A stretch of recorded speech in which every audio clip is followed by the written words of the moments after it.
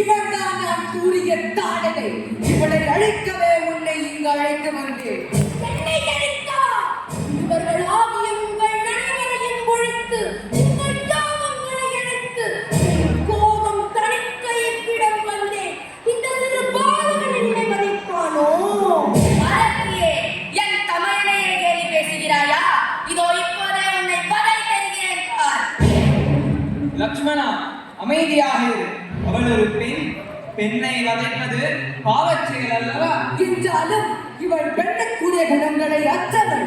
மாதா, இந்த முனிவர்களை நிறுத்துவதால் உமக்கு எந்த பயனும் இல்லை. மாறாக பாவமே உண்மை சூடும்.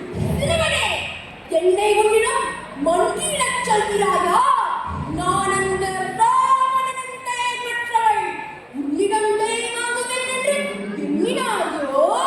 மாதா, இந்த முனிவர்களின் மேல் ஏன் இந்த கோபம்? இந்த முனிவர்களில் ஒருவனான அந்த அகத்திய முனிவன் என் கணவனை கொன்றழைத்தான். எனவே இந்த முனிவர்களை கொல்வதே என் தர்மம். பெண்களை வதைத்து விடக்கூடாது என்பது எனது தர்மம். ராமா, ஒருமுறை தேவர்களுடனான போரில் அசுரர்களுக்கு கியாதி தேவி அடைக்கலம் கொடுத்தார். இறுதியில் அசுரர்களை நீக்க கியாதியை வதைத்து பெருமை கொண்டார் திருமால். அதுபோல நீயும் பெண் உருவத்தில் இருக்கும் அந்த ஆரத்தியை வதைத்து ராமா, அவள் சிரம் தீவி மாற்றவழி. மாதா, என்னை நிமித்த அறியுங்கள்.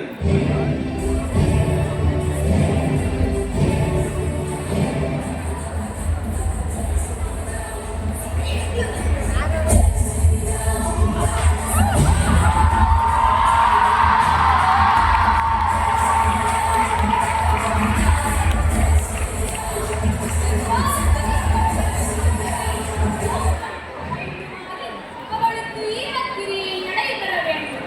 சுபாபு ராமனால் கொல்லப்பட மாரீச்சன் தப்பி ஓடிவிட்டான். எனவே ராமனே மகனாக அக்காரியங்களை செய்யத் தொடங்குகிறார். தமிழனே, இது என்ன அனர்த்தம்? ரகுகுலத்தில் தோன்றிய நீர் அசுர குலத்தில் வாழ்ந்த பெண்ணிற்கு ஈமக்காரியங்கள் செய்யலாமா? இது உன் புகழுக்கு குறையாதும் தமிழனே. லக்ஷ்மணா, பிறப்பினால் ஒருவர் உயர்வு தாழ்வு என்று கருதுவது தவறானது. தாடகை அரக்க குணம் பெற்றிருந்தாலும் அவள் ஒரு பெண். மங்கையர் யாவரையும் தாயாக தயையோடு கருத வேண்டும். மேலும் நமக்கு யார் தீமை செய்தாலும் நாம் நன்மையே செய்ய வேண்டும். அதுவே தர்மம். எனவே இந்த தாய்க்கும் நானே புத்திரனாக யாவும் செய்வது என் கடமை. அற்புத மகனே ராமா, உனது இந்த திவ்ய குணம் யுகங்கள் கடந்தும் போற்றப்படும். உனது வாழ்வு வளம் பெறும்.